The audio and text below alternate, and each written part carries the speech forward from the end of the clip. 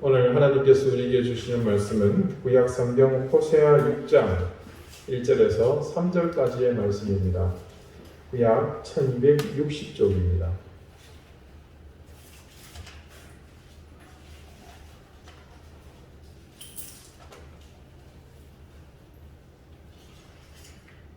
호세아 6장 1절에서 3절까지의 말씀을 제가 읽겠습니다. 이제 다 같이 자리에서 일어나셔서 하나님의 말씀을 경청하십시오.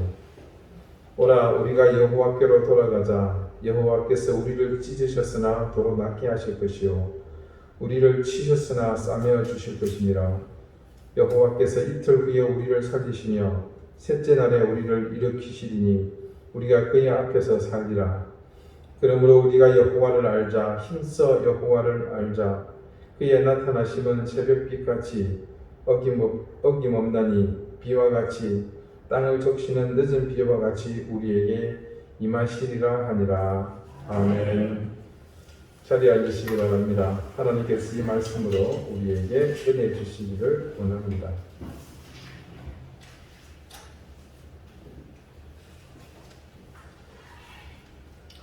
이스라엘은 자타가 공인하는 여호와 하나님을 제일 잘 아는 민족입니다. 이 사실에 대해서는 누구도 의심의 여지가 없습니다. 그런데 아이러니하게도 성경 말씀을 보면 그리고 그들의 역사를 들여다보아도 이스라엘이 하나님을 제일 잘 아는 민족이 맞기는 한가라는 의구심이 듭니다. 그런 생각이 강하게 되는 것은 여러 가지 이유가 있습니다. 예를 들어 이런 경우입니다. 하나님께서는 구약에서 이스라엘보다도 하나님을 더 의롭게 섬기는 자가 많다는 것을 수많은 곳에서 증거하십니다. 요나가 이방 땅 아수르의 수도인 니느웨 성으로 흑기로 끌려가서 사흘길의 성에서 겨우 실적 하루 정도 심판이 있을 것이다 얘기했을 뿐입니다. 그런데 이방인 니느웨의 왕은 금식을 선포하고 전 성읍의 백성이 회개하도록 했으며 심지어 집에서 기르는 가축들까지도 동참하도록 그렇게 조처합니다. 안타깝게도 이스라엘의 역사 가운데서는 그런 일이 없었습니다. 예레미야에게 하나님은 불순종이 많이라던 그때 조상의 유업을 목숨처럼 지키고 있는 한 집안을 찾아가게 하십니다. 이스라엘은 하나님의 계명을 헌신짝 버리듯 했지만 이방인인 겐 족속 레갑의 후손들은 요나답을 중심으로 그 조상의 유전을 아직까지 지키고 있습니다. 엘리야 선지자가 예언하던 그때에 많은 전쟁이 있었습니다. 당연히 많은 남자들이 전장에서 죽었겠죠. 그래서 과부가 많았지만 하나님께 긍휼히 여김을 받은 과부는 이방 땅 두루와 시돈 땅에 살고 있던 사렙다라는 여인뿐입니다. 엘리사 시대에 많은 한센병자가 있었습니다. 하지만 나음을 받은 한센병자는 이스라엘 중에는 아무도 없습니다. 단지 이방 아람 나라의 군대 장관 나아만이 유일합니다. 이스라엘 땅 베들레헴에 시어머니 나오미를 따라와서 아름답고 선한 삶을 통해 하나님의 은혜를 얻고 다윗의 증조부가 된 룻은 모압 사람입니다. 선지자 예레미야가 동포의 핍박을 받아 진흙 구덩이에 빠졌을 때 그를 살리고자 구명운동을 한 사람은 이스라엘 사람이 아니라 구스인, 그러니까 지금의 에티오피아 출신인 에벤멜렉입니다. 다니엘이 포로로 잡혀갔을 때 꿈을 한번 해석해 주니까 그 왕이 그때 뭐라고 말한 줄 아십니까? 이방인이었지만 그 왕은 단번에 다니엘이 하나님을 찬양할지로다 라고 하나님을 찬양합니다. 메대의 다리우스 왕은 신하들이 득달같이 몰아세우는 통에 정말 본인은 원하지 않았지만 자신이 공포한 사실 때문에 의로운 사람 다니엘을 결국 사자굴에 던지도록 허락하고 맙니다. 그리고는 죄책감에 밤새도록 한숨 자지 못하고 이튿날 똥이 트자마자 사자굴로 바로 달려갑니다. 그리고 다니엘이 생사를 묻습니다. 그때 뭐라고 말한 줄 아십니까? 사시는 하나님의 종 다니엘아, 네가 항상 섬기는 하나님께서 너를 구원하시기에 능하시느냐라고 묻습니다. 그러자 다니엘은 왕은 만세수를 하고 쓰으라고 화답했습니다. 아닥사스다 왕은 자신의 나라에 포로로 잡혀가 있는 느헤미야와 같은 사람을 알아보고 하나님의 성전을 수축하는데 얼마나 많은 기여를 했는지 모릅니다. 여호와 하나님은 자기 민족이 섬기는 신이 아닙니다. 그냥 신민지에 있는 수많은 신 중에 하나일 뿐입니다. 다윗이 밧세바를 범하고 그 사실을 숨기기 위해 밧세바의 남편인 우리아를 결국 사기로 내몰아 죽게 만듭니다. 충직한 신하인 우리아는 그런 줄도 모르고 그 가운데서도 자신의 신하된 도리를 다할 뿐 아니라 동료 군사들에게도 부끄럽지 않도록 처신했습니다. 그러다 결국은 다윗의 흉계에 죽고 맙니다. 이 우리아는 이스라엘 사람이 아닙니다. 성경은 그를 헷 사람, 히타이트 족속이라고 말합니다. 하나님이 주신 천상의 지혜를 소유했던 솔로몬 왕, 그의 지혜를 들으러 온 사람은 남방에서 온 사람이었습니다.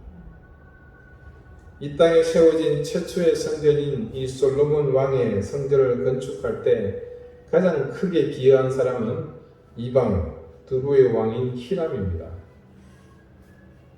시대가 지나도 그 사실은 변하지 않았었습니다. 예수님께서 이 땅에 오셨을 때에도 이스라엘은 자신들이 하나님을 가장 잘 안다고 생각했지만 여전히 과거의 그 모습에서 벗어나지 못했습니다. 예수님이 태어나셨을 때 제일 먼저 달려온 사람은 동방의 박사들입니다. 그들은 지금 이란, 이라크 지역에 살던 사람이었습니다. 자기 집의 노예를 위해 예수님께 정중히 간청하며 도와달라고 말한 백부장은 로마 사람입니다. 10명의 한센병자를 주님께서 고쳐주셨지만 다시 돌아와서 예수님께 감사한 사람은 유대인들이 아니라 그들이 작족 취급하던 사마리아 사람입니다. 여리고로 내려가는 길에 강도 만난 이웃을 도와주는 사람, 우물가에서 예수님을 만나고 물덩이를 집어던지고 전도하러 뛰어나간 여자도 역시 사마리아 사람이었습니다. 골고다의 사형장으로 십자가를 끌고 가시다 넘어진 예수님의 그 십자가를 대신 져준 사람은 누구입니까? 좌편에 우편에 서겠다고 싸움하던 사람들은 다 어디 가고 없고 이방인 구레네 시몬이 대신 졌습니다. 유대인들은 모두 십자가에 달린 예수님을 조롱하고 비아냥거렸지만 정작 사형을 집행하는 책임자였던 로마 사람 백부장은 도리어 주님이 의인이셨다고 고백합니다. 성경에는 어처구니 없게도 하나님을 가장 잘 아는 이스라엘 사람보다 이방인이 더 하나님을 잘 생겼다는 기록에 충격적인 사실 한 가지를 더합니다. 그것은 하나님의 말씀을 그들 이스라엘보다 더 잘 듣는 동물들이 있었습니다. 선지자 발람이 하나님이 원하시는 곳을 가지 않는 것을 보고는 그를 태웠던 당나귀가 스스로 걸음을 멈춥니다. 그리고 그 당나귀를 채찍질하는 선지자에게 이 당나귀가 사람의 말을 하면서 도리어 책망하는 것을 봅니다. 선지자인 발람의 눈에는 어두워 보지 못했던 그 하나님의 사자가 들고 있는 화영검을 이 미물인 당나귀가 보았던 것이죠. 선지자 요나는 하나님의 말씀에 불순종하느라 가라는 니느웨가 아닌 반대편 다시스로 도망갔지만 그 바다의 큰 물고기는 하나님의 말씀을 순종해서 요나를 삼킵니다. 블레셋의 빼앗겨서 다시 이스라엘로 돌려주기 위해 베스메스로 가는 암손은 하나님의 법궤를 메었다는 사실을 알고서 새끼 송아지가 울어도 꿈쩍하지 않고 자기에게 정해진 길로 묵묵히 갑니다. 선지자 엘리사를 향하여 대머리여 올라가라, 대머리여 올라가라. 유대인들은 이스라엘 사람들은 돌을 던지면서 내어 쫓았지만 곰은 하나님의 선지자를 알아보고 그들을 찢어 죽였습니다. 그래서 이사야가 이런 탄식을 했습니다. 소는 그 임자를 알고 나귀는 주인의 부유를 알고만은 이스라엘을 알지 못하는도다 라고 말입니다. 날짐승도 마찬가지입니다. 까마귀는 엘리야를 알아보고 3년 동안을 먹을 것을 나르지 않았습니까? 아무리 사자가 배가 고파도 먹을 건지 먹지 말아야 할 것인지 알지 않습니까? 다니엘이 들어왔습니다. 사자는 먹지 않았습니다. 어떻게 보면 정말로 한심하기 이를 데 없는 노릇 아니겠습니까? 자기 민족의 하나님인데. 얼마 전 매스컴을 뜨겁게 달군 얘기가 있었습니다. 중국 사람들이 못된 습관을 버리지 못하고 우리나라의 전통 문화를 자기 것이라고 억지를 피는 일이죠.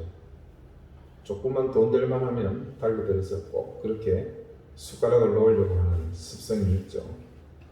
그 대표적인 것 중 하나가 바로 김치였습니다. 자기 나라 전통 음식이라고 사기를 친 일입니다. 자, 우리가 이 점에서 한번 생각해 봅시다. 중국인 요리 연구가가 김치를 담았는데 그 맛이 우리나라 전통 김치의 맛을 그대로 재현했을 뿐만 아니라 한국 사람의 김치보다 더 맛있게 담았다면 여러분 어떤 생각이 들겠습니까?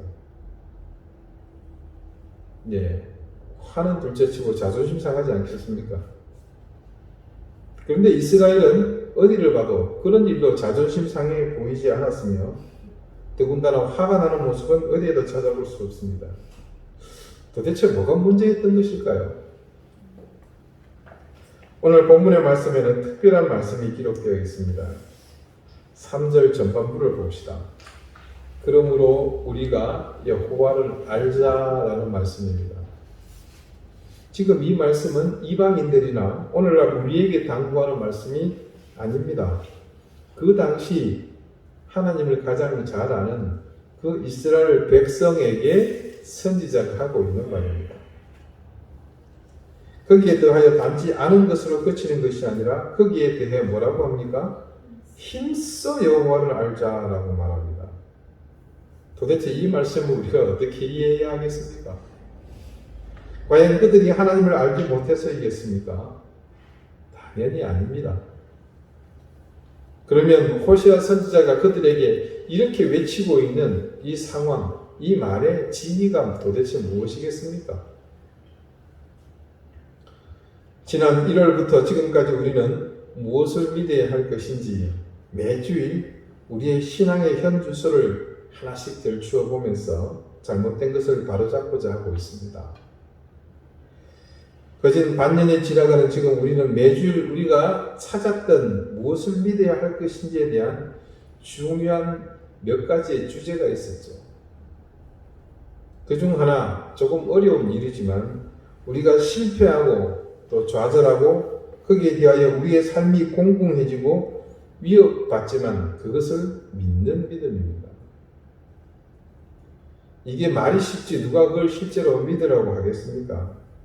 설령 그것이 말씀에 있는 것이고 예수님의 가르침이라고 철석같이 믿고 있는 사람들조차도 그것을 자신에게 적용하려 할 때는 주저하기 마련입니다. 여러분에게 그런 사실을 강조하고 가르치고 있는 저의 처지에서도 그렇습니다. 저 역시 그것을 그런 일을 애써 좋아하고 받아들일 때에는 아마 고민할 것 같습니다. 하지만 제 같은 경우는 그렇습니다. 지난 2017년 11월부터 시작된 이 오랜 고난을 거치면서 저는 이것이 무엇을 의미하는지 제 온 삶으로 지금 체험하고 있습니다. 매 순간 사건 하나하나 제게 엄습해오는 재단의 악한 의도와 공격을 받으면서 하나님의 뜻을 찾아가는 것이 쉽지는 않습니다.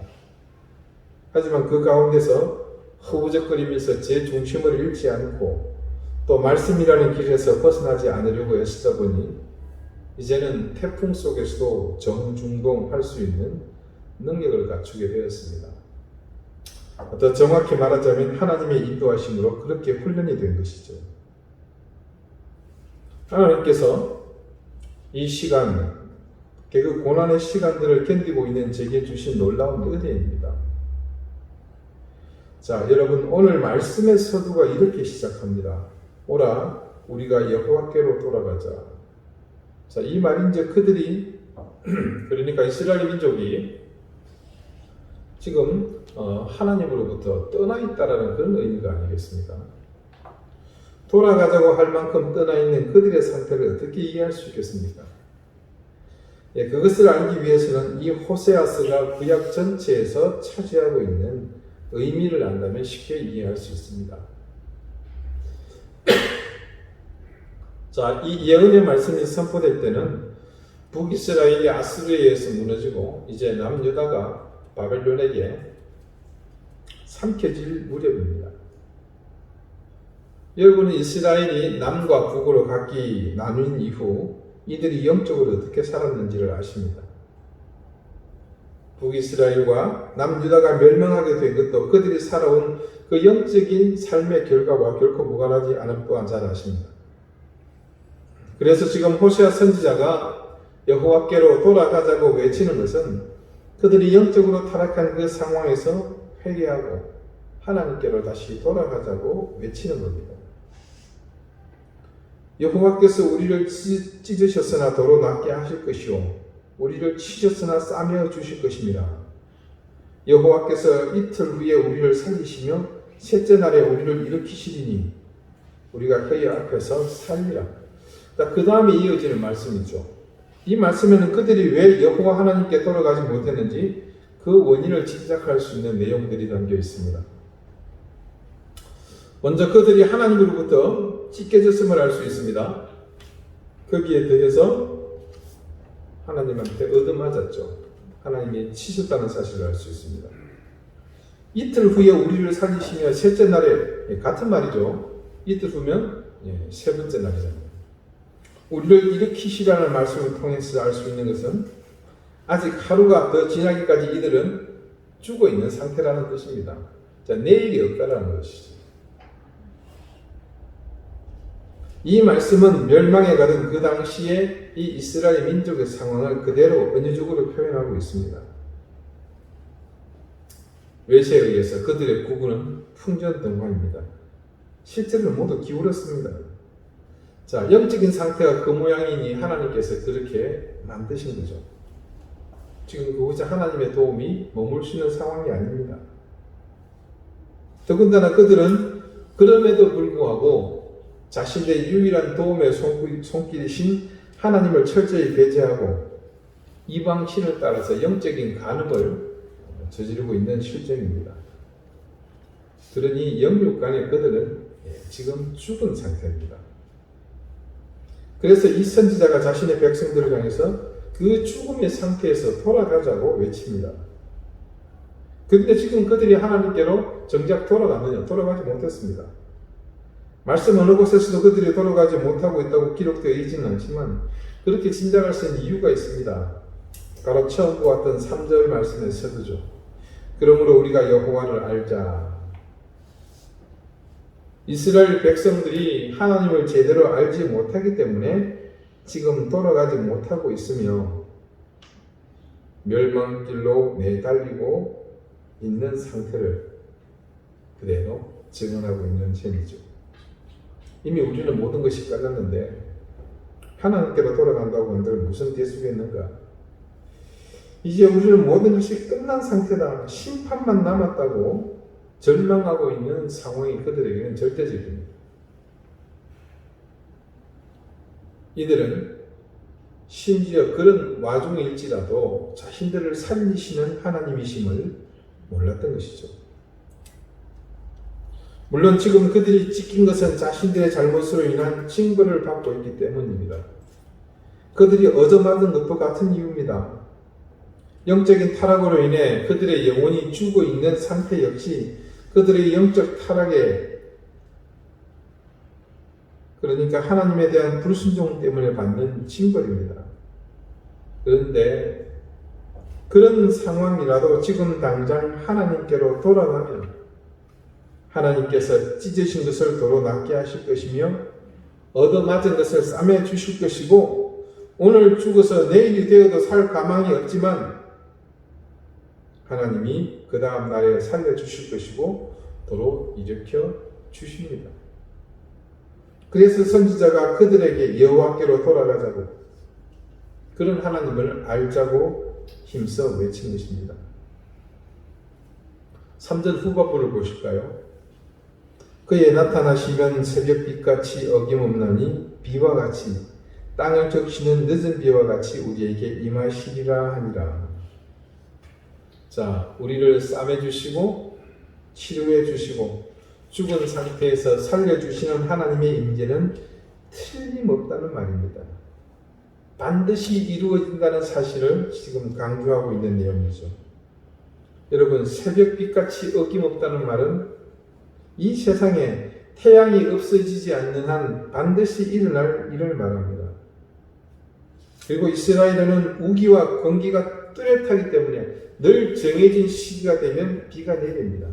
그처럼 반드시 일어날 것임을 재차 강조하고 있습니다. 우리를 싸매시고 치료해 주시고 살려주신 하나님의 임재는 천지가 없어지지 않는 한 반드시 일어날 일임을 지금 선지자가 증언하고 있는 것이죠. 이런 하나님을 아는 것이 왜 중요하겠습니까? 그것은 이스라엘 백성이 구약에서부터 예수님이 오신 그 시점까지 변함없이 드러내고 있는 그들의 모습에서 충분히 교훈을 얻을 수 있습니다. 하나님을 제대로 알지 못했기에 타락한 상태로 이방신을 쫓아가는 삶을 살게 되었고, 그 역사가 지속됨으로 인해 메시아가 심지어 자신의 눈앞에 버티고 서 계셨지만 알아보지 못했던 거죠.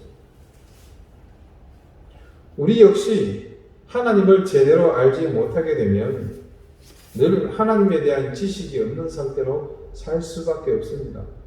그런 상태로 산다는 것은 우리에게는 다른 의미로 무엇을 믿어야 할 것인지 그 대상에 대한 정확한 이해가 부족하다는 것과 같습니다. 그래서 오늘날 시행착오를 겪고 있는 잘못된 신앙생활로 이어지는 그런 결과를 낳게 됩니다. 그러면 왜 그들은 그 오랜 세월 자신들을 구원해 주실 하나님을 제대로 알지 못했던 것일까요? 사실 알지 못한 것이 아니라 그들은 알려고 애쓰지 않았습니다. 그런 면에 있어서 지금의 우리와 별반 다르지 않습니다. 그들에게 하나님의 존재가 자신의 손에 쥐어지는 동전 몇 푼, 빵 덩어리에 견줄 만한 존재가 되지 못했기 때문이죠. 그 육적인 이유입니다. 영적인 이유는 또 다른 것이 있습니다. 육적 쾌락을 보장하는 이방 신보다 하나님은 더 못했고 귀찮고 고달팠습니다. 거기에 대해서 여호와 하나님 앞에서 자신들의 자아를 매 순간 깨트려야 하는데 그것이 깨어지기보다 더욱 굳건해짐으로 인해서 그런 자아는 늘 하나님을 향해서 대적해서 맞섰기 때문입니다. 우리의 모습과 전혀 다르지 않았습니다. 오늘 이 시대도 그렇지 않습니까? 우리가 하나님을 무기력한 존재로 이 세상에 비춰주고 있지 않습니까?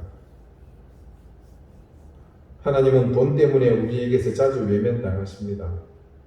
권력이나 다른 욕심들 때문에 또 얼마나 외면당하십니까? 하나님은 우리의 자아를 아직 한 번도 이겨보신 적이 없습니다. 여러분 인생을 통틀어서 하나님이 언제 이겨보신 적이 있던가요? 우리가 얼마나 강력하게 지키고 움켜잡고 있는지 모릅니다. 그래서 하나님이 우리를 지배하시기 위해 우리 심령 안으로 들어올 틈이 없습니다.